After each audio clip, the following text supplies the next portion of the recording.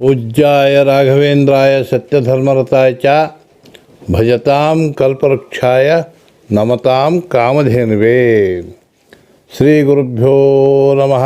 ಹರಿ ಓಂ. ಮಕರ ರಾಶಿಯ ಸ್ನೇಹಿತ ಬಂಧುಗಳಿಗೆ ಸ್ವಾಗತ. ನಿಮ್ಮ ಜುಲೈ ತಿಂಗಳ ರಾಶಿ ಫಲಗಳನ್ನು ತಿಳಿಸುತ್ತಾ, ಎರಡರಲ್ಲಿ ಅಂದರೆ ಧನಸ್ಥಾನದಲ್ಲಿ ರಾಹು ಹಾಗೂ ಅಷ್ಟಮದಲ್ಲಿ ಕೇತು ಮಂಗಳ ಇರುವುದರಿಂದ ನಿಮಗೆ ಸ್ವಲ್ಪ ಮಧ್ಯಮ ಫಲಗಳಿರ್ತವೆ. ಇನ್ನು ತೃತೀಯ ಸ್ಥಾನದಲ್ಲಿ ಶನಿಗ್ರಹ ಒಂದು ತಾಮ್ರಪಾದದಿಂದ ಶುಭ ತಾಮ್ರಪಾದದಿಂದ ಬಂದಿರೋದ್ರಿಂದ ನಿಮಗೆ ಸಾಕಷ್ಟು ಧನ ಲಾಭಗಳಾಗ್ತವೆ. ಇಷ್ಟು ದಿವಸ 7.5 ಇತ್ತು, 7.5 ಕೂಡ ಹೋಗಿದೆ.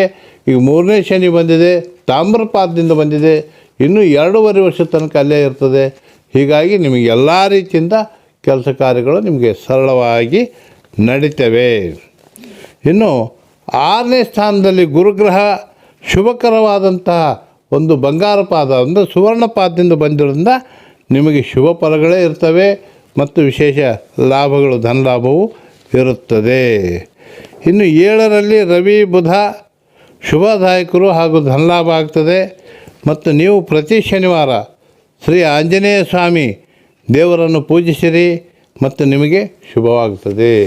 ನಿಮಗೆ ಶುಭವಾಗಲಿ. ಸರ್ವೇ ಜನಾಃ ಸುಖಿನೋ ಭವಂತು, ಸಮಸ್ತ ಸನ್ಮಂಗಲಾನಿ ಭವಂತು.